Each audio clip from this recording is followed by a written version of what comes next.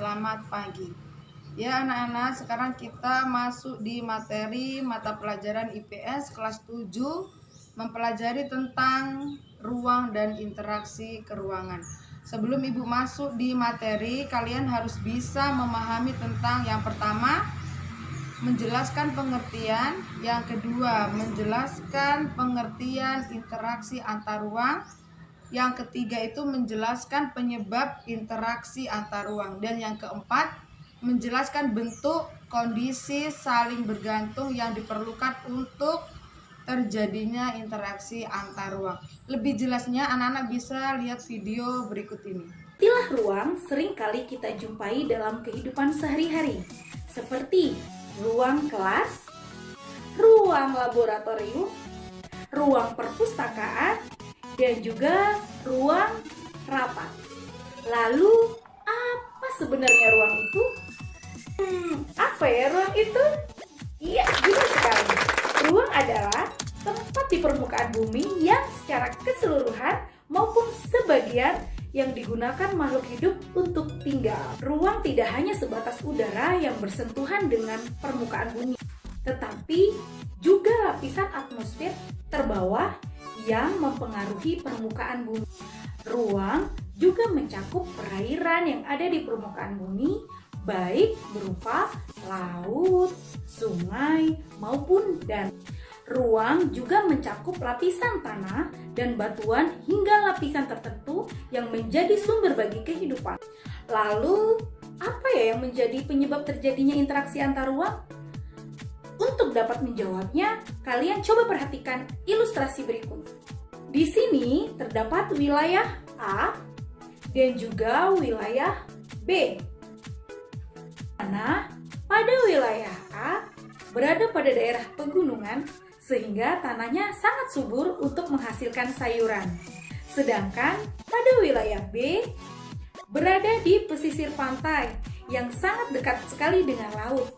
Tentunya merupakan penghasil ikan yang sangat banyak, bukan?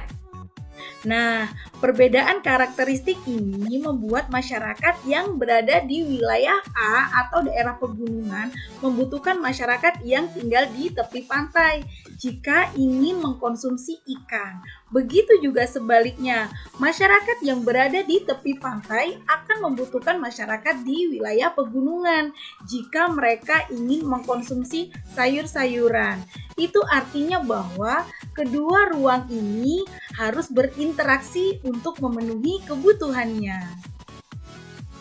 Hal ini menunjukkan bahwa perbedaan karakteristik itu memicu interaksi antar ruang. Lalu, apa yang dimaksud dengan interaksi antar ruang itu?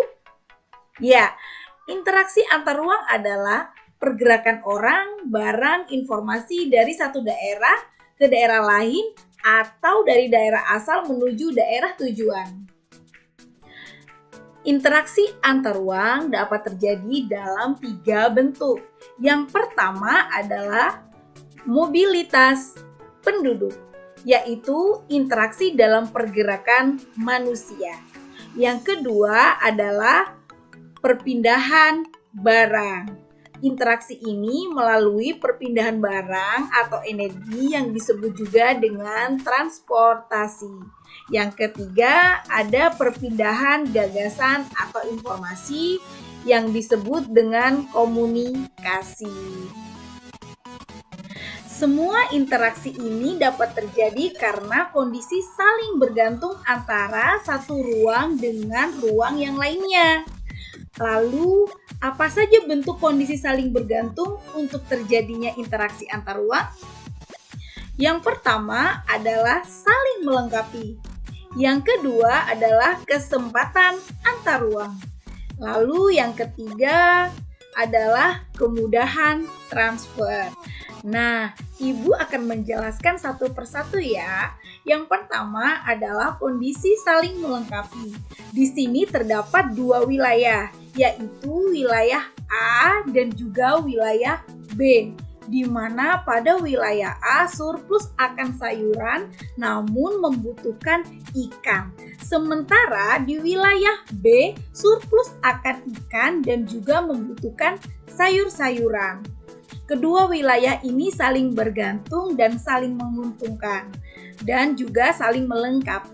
Yang kedua adalah kesempatan antara, di mana di sini terdapat wilayah C yang letaknya lebih dekat dengan wilayah A. Wilayah C ini surplus ikan dan membutuhkan sayuran. Karena letaknya lebih dekat, maka ongkosnya pun jauh lebih murah ya untuk menuju ke wilayah A. Sehingga penduduk pada wilayah A menjalin kerjasama dengan penduduk yang berada di wilayah C. Sehingga hubungan antara wilayah A dan juga wilayah B semakin melemah. Yang ketiga adalah kemudahan transfer. Wilayah A akan menjalin interaksi dengan wilayah B apabila sarana dan prasarananya mendukung. Jika jalanan atau jembatan rusak menuju wilayah B, maka interaksi tidak akan terjadi. Cukup mudah ya memahami materi kita pagi ini.